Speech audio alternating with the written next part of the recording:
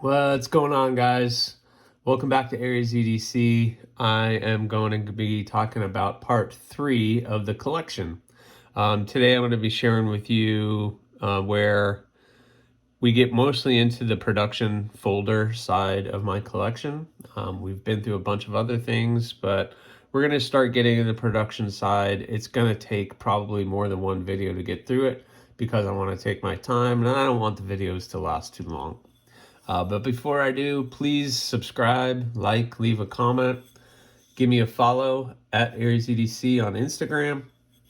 You're going to see a lot more on the production side and on my custom knives that I make on there. But so let's go ahead and get started. When it comes to production knives, I have to limit myself to a couple things or I will go super crazy. There's so many great knives out there and so many things that I can add to my list, but there are certain criteria which I look at. Number one is, and further, for most people, I think, is budget. I don't have a disposable income and I can't just buy everything that I see, even though there's so many different things that I would like to get, but they are well beyond my price range. Really, the top limit of what I comfortably would want to spend on a knife is around $200 on a production folder. And I think a lot of you are the same. But my wheelhouse and where I'm comfortable is anywhere between 50 and 100. Although you will see some knives in the collection that went above that, but none of them went well over $200, which is where I feel like if I bought something that was that expensive, it probably wouldn't end up in my pocket. I was at a knife show and I finally got to handle a Chris Reeves Sabenza, and that knife was amazing. But if I was to ever scrounge up some money to purchase that, I don't think it would ever end up in my pocket. And that's really not why I'm buying knives. I want to be able to throw them in my pocket and use them. And all the knives you're going to see on the production side of things do end up in my pocket at some point in time. But with that being said, the only other thing that I look at in a knife is the size of the blade. The overall length, I don't really care too much about, but it's that size. 3.5 inches is really the top that I'm comfortable going on a blade. Now, there's a lot of blades out there, a lot of knives that are well beyond that I would really love to have in the collection, but it's not something that I'm going to ever throw in my pocket. It's just too large for me. Plus, when it is in the pocket, I feel like it's just going to be too big and too bulky. So the size, 3.5 and under, really 3 inches to 3.25 would really where I'm comfortable at, or anything under 3 inches. If there's a mini or a small version of something, I'm probably more likely to get that than the larger one. So anyway, let's go ahead and get started. We're going to start with a brand that I completely am in love with, and I think you should be too. That's right, Civivi. So I have many Civivis, and I'm going to share them with you right now. We're going to start with the Elementum. I think everybody who is starting a knife collection, you got to get an Elementum. That is a flagship knife for Civivi, and there's a reason for it. It's just so good. This still is one of my smoothest knives that I've ever gotten from them, running on bearings, liner lock. It has this, what they call the green micarta, but it's really gray. There's no green in that at all. Still very smooth. It is a flipper.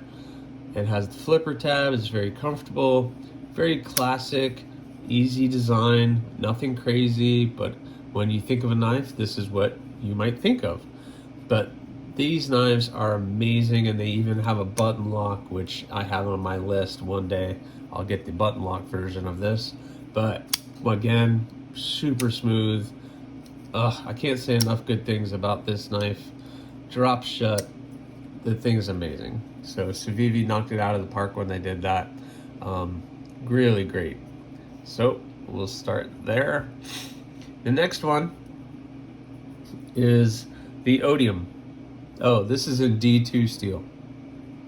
And for the price, it's around $50, which is amazing. I think with the micarta, it was a little bit more, but amazing knife. So this also is D2. Odium Civivi partnered with Ferrum Forge, who helped design this knife, and you're going to see I have its brother, sister, whatever from Ferrum Forge. I'll show you. Orange Greed 10 G10, Greed 10, liner lock.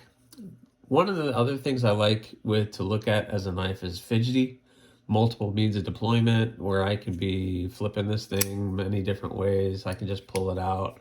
I know whenever I get a new knife, I will sit on the couch and just play with it till I get really comfortable with it. And my wife, that drives her crazy, but it's part of it. So they get used, they hear the clicking noise and they don't even care anymore. Come on, I can get it. Oh, that was horrible, horrible. I don't even use the thumb stud. I mean, the hole, I'll use the reverse flick.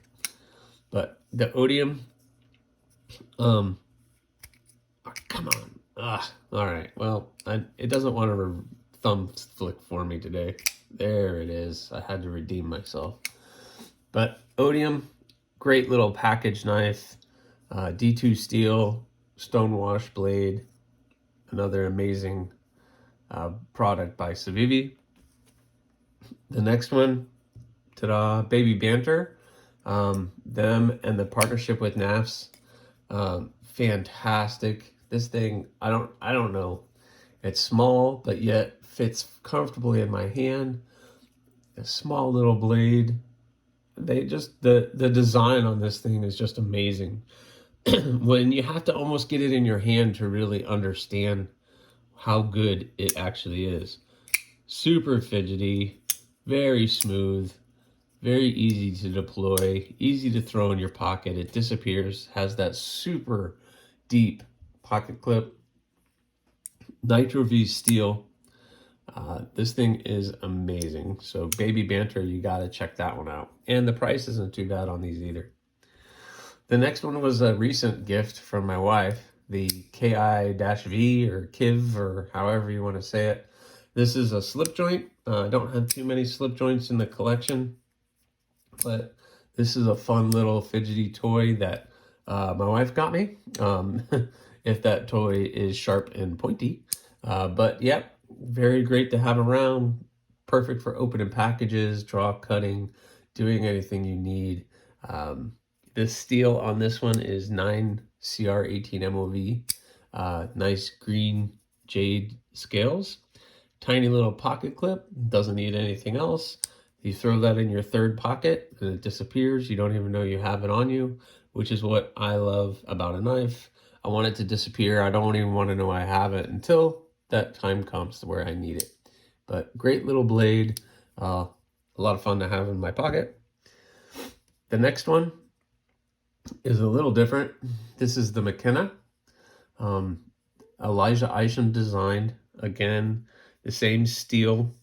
Oh no, this is D2 front flipper on this one. And that nice slender long blade could be considered a gentleman's knife, but it does have that kind of unique styling. Definitely, you know, you're looking at an Elijah Isham design. Liner lock. This is a custom from me. I went through a stage where I didn't want what they were making and I wanted to change it around, and they didn't have the color I liked, so I made my own. This teal color turned out really nice on the scales. They used to be the coyote brown, and I ended up dyeing this with that teal color. The teal and the black really pops together. This knife has gotten me several times because I do the index finger flick on it, and it will get you. And it's gotten me several times. Nice, sharp, pointy little blade. Next up is the Ortis. So nice, I guess Bowie style blade. It has the opening that you can use to deploy the knife. Reverse flicking. Great little blade. It's not little. Again, 9CR MOV steel.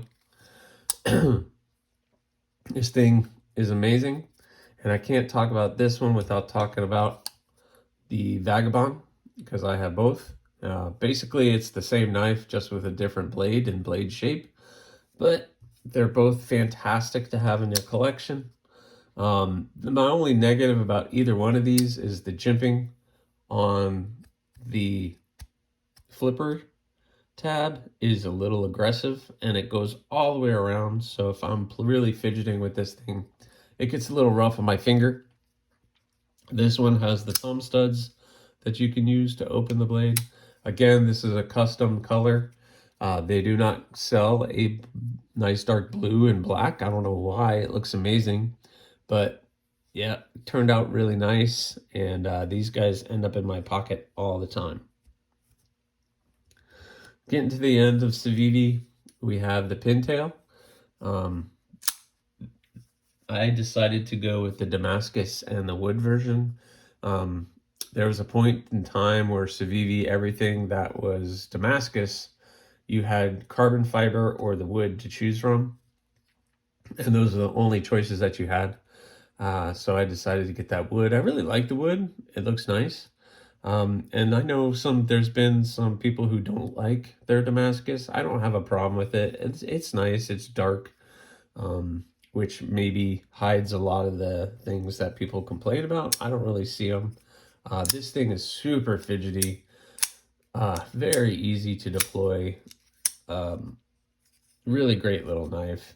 The blade shape is a little odd there at the top where you have all of those lines, but when you're holding it, your thumb can go there. You can get up here to control the tip, but I don't mind. It's a really great knife. Again, I'm really happy to have that one in the collection.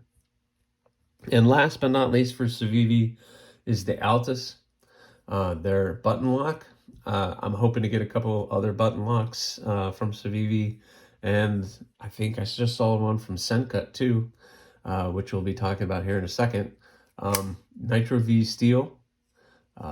That button lock works great. Thumb studs make it very easy to deploy the knife. So really great knife. The button lock, the button's very shallow, but yet easy to get to. And when I'm using it, my finger is nowhere near that button, so I don't have any issues with feeling like I'm going to unlock the knife while I'm using it. Sorry, I'm a little stuffy today, but really great option for you guys to use and to have in your collection. So there are my Civivis. I think I have, well, let's see, that's 6, 7, 8, 9 Civivis in the collection. It's not too bad, but the problem is they make really good knives for not a lot of money, and I just keep having to get them. And every time they have a new model, I'm like, oh, I got to add that one. Speaking of Sencut, so I do have a couple of Sencuts, and Sencut is a family member of Civivi. They're all under the Wii. Wii is the top of the line. Then you have your budget version of Civivi, and then they went even a step below that with the budget version. Amazon version is Sencut. First up is the Scepter. Great little knife.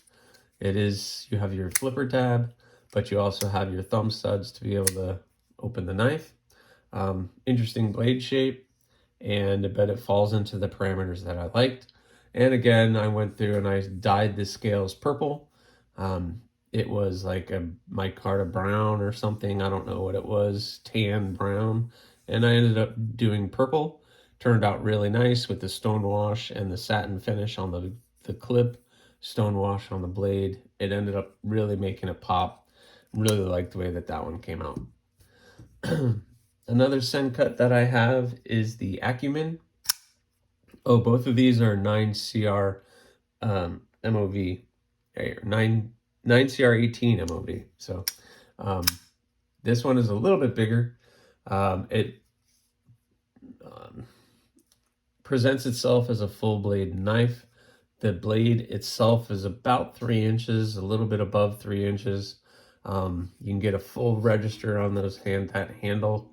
The jade and the black really pop together. It has the holes that you can used to deploy the knife. It has a really great pop, really great action. And again, this one is $40. This one is $36. Are you kidding me? I mean, you can't beat that. You can't beat that. So they're knocking out of the park with their Sen Cut stuff. They might not have the Nitro Vs and Magna Cuts and all those in steel, but for what you're buying and what you're going to use it for, they're amazing, amazing knives. So I have three more. I brought it up a little earlier. I feel like Civivi and this brand kind of go hand in hand for some reason, and that's Ferrum Forge. We had the Odium, and now the Mini Archbishop. So you can see, basically, this is the same knife, just with the little design cues and styling differences. But you can see where Ferrum Forge started and what they did with the Odium for Civivi. So this is the Mini Archbishop. Really great blade. The steel on this one is 9CR 18 MOV, although they do sell a more premium steel version of this knife. But I'm cheap and I can't afford to buy all the more expensive stuff. But really great knife. I really like the locking on this thing. The sound, I don't know if you'll ever be able to hear it, but it's so good, that ting. It's so good. They have this small little clip. Again, I did a little customization to the scales. It was purple, but it's kind of faded out. I don't think I used vinegar in the mix when I did this, and it didn't really hold as much. Although I kind of like the pale purple tannish thing that's going on. It looks kind of cool. So I haven't messed with it, but really great knife. I love the blade shape. You can really choke up on that thing and not worry about you getting too close to that edge. I mean, you're right on top of it, but it's not getting you. The jimping comes all the way out. It could go a little bit further for me, but that's fine. You could choke back, get about 3 fingers. It has inspired me in my designs, but I really love the shape of this thing. Another offering from Ferrum Forge is the Gent 2.0. I saw this, the price was right, and I jumped on it. Again, 9CR 18 MOV steel. It is just a flipper. There's no thumb studs or anything else, which is fine. The action is fantastic and a straightforward knife. I kind of say this is the Elementum of Ferrum Forge, where you have a nice smooth flipper, just a different blade shape. Working on my left hand, guys. No, I'm trying to get better with my left hand, but I'm still right-handed. But Gen 2, really great. And finally, the Stinger. This one and the Kiv, K-I-V, were gifts from my wife. She's the best. I love her. Fantastic blade. Getting up to where it's a little bit big for me, but falls within my parameters. That jade and the black, again, I'm a sucker for the contrast. It's really amazing. Nitro V steel. It has the fullers on it, on the blade, that allow you to really get in there and use the reverse flick. And you can even thumb flick it really well. Even I can do it. But yeah, the Stinger, fantastic blade. So that is the start of the production stuff. Hopefully I can get this video up to you guys. You guys will like it. And it might take me 2 or 3 of these to get through the whole collection, but I don't want the videos to go over 20 minutes or so, and it looks like I'm right about there now. But anyway, I hope you guys enjoyed. Please like, subscribe, leave a comment, check me out on Instagram, and we'll see you next time.